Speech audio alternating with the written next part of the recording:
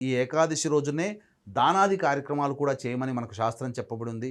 ఈ రోజున సాలగ్రామ దానము కానీ, అమలక దానము కానీ, వస్త్రదానము కానీ, అన్నదానం అంటే ఏకాదశి రోజున చెయ్యరు, ద్వాదశి రోజున చెయ్యాలి.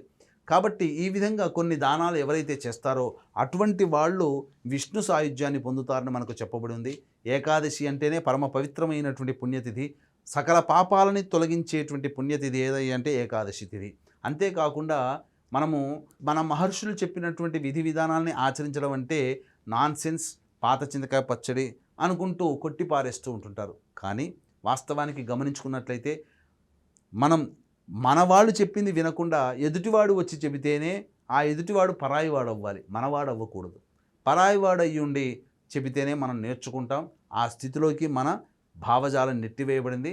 మన డిఎన్ఏ వందల తరాల నుంచి సంబంధించి ఆ విధంగా వందల సంవత్సరాల నుంచి మార్చబడింది. అందుకనే మన వాళ్ళు, మన పురాణాలు, మన వేదాలు, మన ఉపనిషత్తులు, మన గ్రంథాలు ఎన్ని చెప్పినా ఎన్ని ఘోషిస్తున్నా మనది మనం పట్టించుకోం.